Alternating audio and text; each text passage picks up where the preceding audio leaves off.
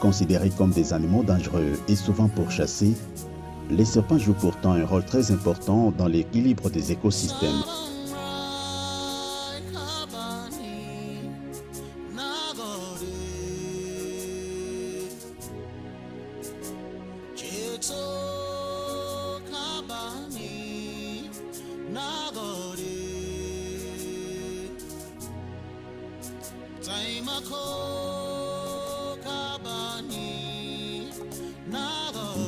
Nyoka mwenda kwa mashamba jana, mimi nampata sasa kusha mungoli.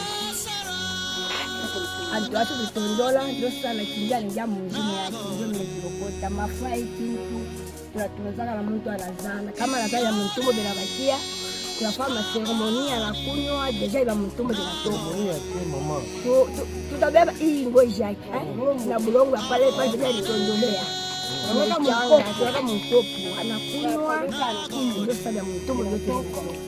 Donc les dawa déjà pas mnapata. Hakuna utilisation nyingine. Sasa mtafanya je pa ndio ampate mwenyewe nyoka. Ashifanya danger kwenu. Ashina dangereux. Hivi anakimbia tena no? Hivi anakimbia ndio kama Mungu. Mnaprocedaka je ndio kufika mkumuua la. Mtafanya je? Kumuua. Tena makuti kale na mpile ile mpanda na mchai kama mtu hapana tatu ngabe ndio wakati mwingine na mwandawa deja bota mpolesa wanamuua.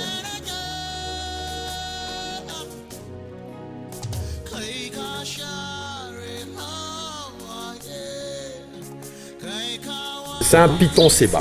Voilà. C'est un python séba. Il est en colère là. Il est en colère, il a grandi ici. Hein, donc il a grandi ici.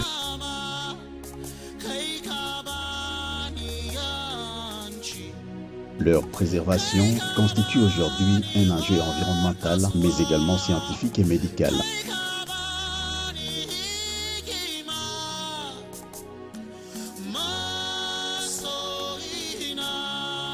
Sur le venin de la vipère du Gabon.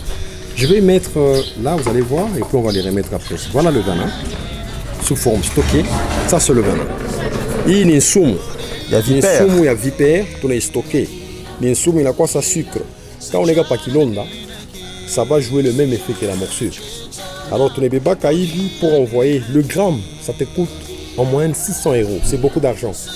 Je dois faire un voyage, bien de Égypte, au laboratoire Yaker, pour que ces gens là-bas, que je signe un contrat pour commencer à revendre le venin là, pour que nous fabriquions un antidote. Il est tout à fait antidote au Congo.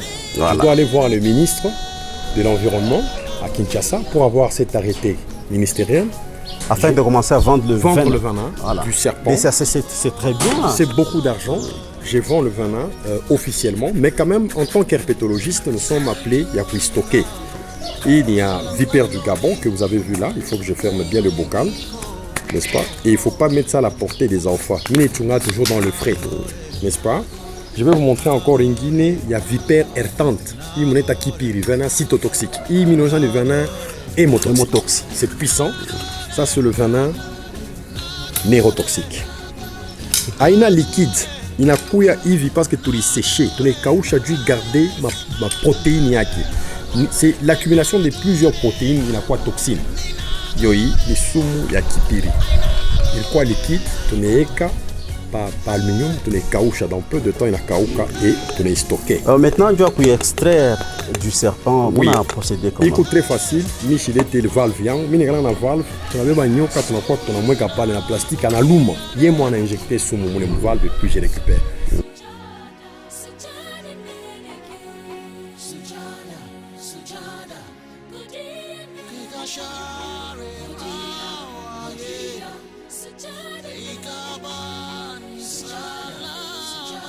Sur le terrain, M. Didier Kiasso s'intéresse à cette problématique et met en lumière la nécessité de mieux connaître ces reptiles afin de favoriser leur conservation et de réduire les réactions des peurs qui conduisent parfois à leur abattage systématique.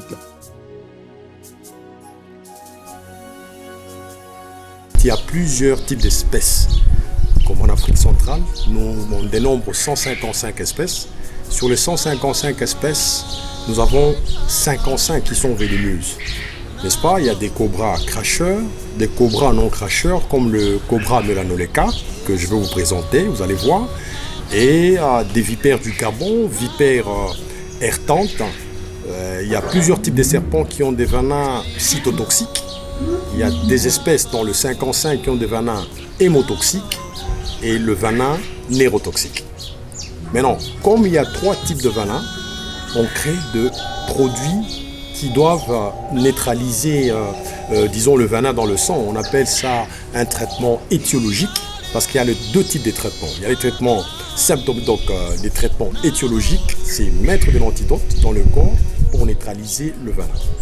Je ne sais pas si vous comprenez. Ouais. Et les traitements symptomatiques, ce sont les symptômes. Après morsure, vous verrez que la personne, si elle a reçu le venin cytotoxique, la personne va développer, disons, il y a enflure progressive douloureuse, n'est-ce pas? Sur le venin cytotoxique, on ne fait jamais de garrot. Et quand vous faites un garrot, donc vous allez, disons, abîmer toutes les cellules qui se trouvent là. Il y aura un traitement symptomatique. Donc le médecin vient, ils doivent inciser, enlever toute la partie nécrosée pour greffer encore d'autres parties. Pourquoi? Parce qu'il y aura des cellules qui seront mortes. Alors, dans le cas échéant, si la personne avait fermé l'antidote, le garrot, on peut arriver à l'amputation. On peut amputer, pourquoi? La partie sera nécrosée. Nécrose, on dit causa. Donc, nyamenaosa. Alors, sur l'antidote, qu'est-ce qu'on fait? On prend plusieurs venins de serpent. Donc, il y a l'antidote polyvalent et l'antidote monovalent, que les gens ne comprennent pas. Mono, c'est pour un seul serpent, comme le serpent liane ou le serpent boomslang. Ils sont généralement arboricoles. Ils ont un venin hémotoxique. L'hémotoxique, donc, elle te pique. Les symptômes qui suivent, donc, vous avez l'hémorragie interne qui se développe.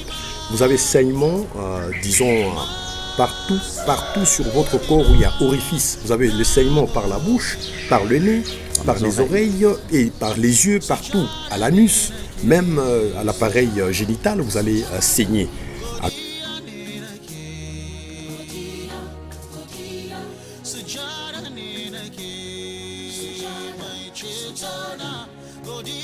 Mais derrière la préservation de serpents se trouve également un intérêt médical majeur. Leur venin constitue une matière première essentielle pour la recherche et la mise au point des antivenins, communément appelés antidotes contre les morsures de serpents. La production d'un antivenin est un processus scientifique complexe. Dans les installations spécialisées, du venin provenant d'espèces identifiées est recueilli dans des conditions strictement contrôlées. De très petites quantités sont ensuite utilisées pour immuniser progressivement des animaux producteurs d'anticorps, généralement des chevaux.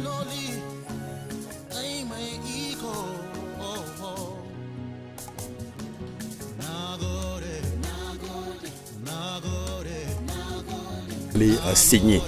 Alors, les scientifiques ont développé ces recherches au niveau de l'Afrique du Sud. J'ai des collègues qui sont éleveurs de serpents. Et nous parlons toujours ensemble et c'est eux qui me font parvenir les antidotes. Alors, l'antidote monovalent, elle appartient qu'à un seul serpent. Qu'est-ce qui se passe? On prend le venin du serpent, on va injecter sur le cheval. Pourquoi le cheval? C'est parmi les animaux qui ont beaucoup de sang dans leur corps.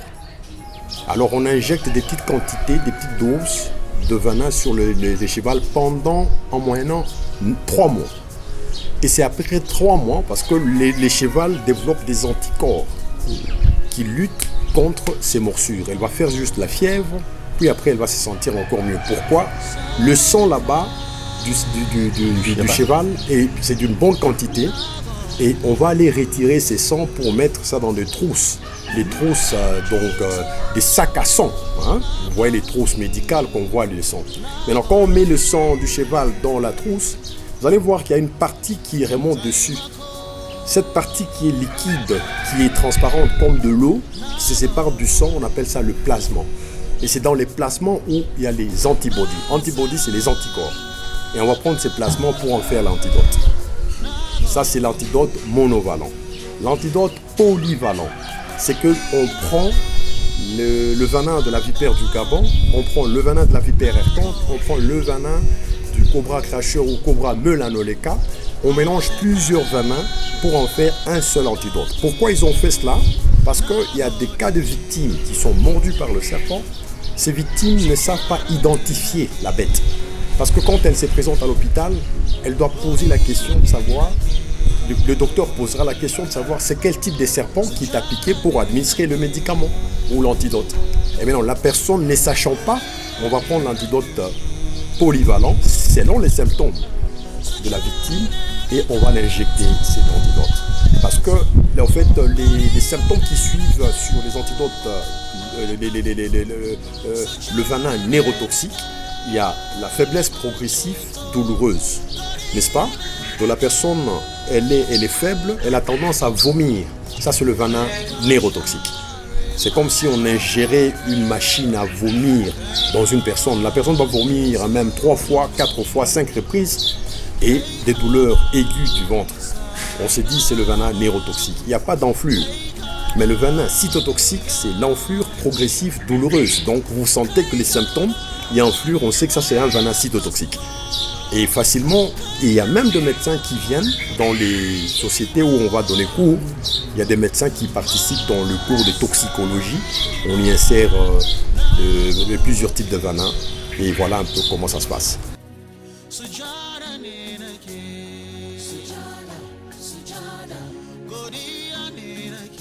Le plasma contenant des anticorps est récupéré, puis soumis à plusieurs étapes de purification et de contrôle, afin d'obtenir un antivenin destiné à neutraliser les effets du venin. Cette démarche montre pourquoi la conservation de serpents ne signifie pas leur multiplication incontrôlée dans les zones habitées. Elle repose plutôt sur une approche scientifique, encadrée et sécurisée, permettant de préserver la biodiversité tout en contribuant à la lutte contre les envenimations.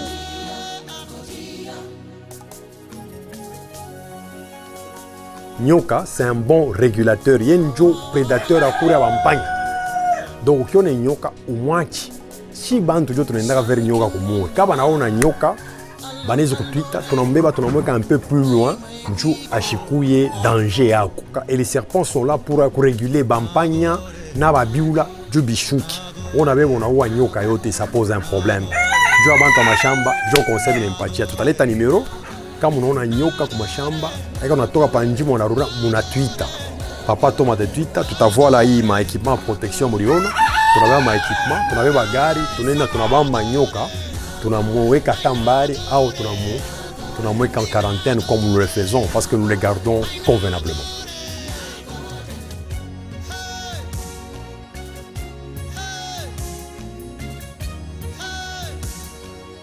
À travers les explications de Didier Kiasso, un message se dégage. Le serpent n'est pas seulement un animal à craindre. Il est aussi un élément de l'écosystème et une ressource précieuse pour la recherche médicale. Mieux connaître les serpents, apprendre à les éviter et protéger leur habitat peuvent ainsi contribuer à une meilleure cohabitation entre l'homme et la nature. Et dans les laboratoires, leur venin, manipulé par des professionnels qualifiés, peut contribuer à sauver des vies.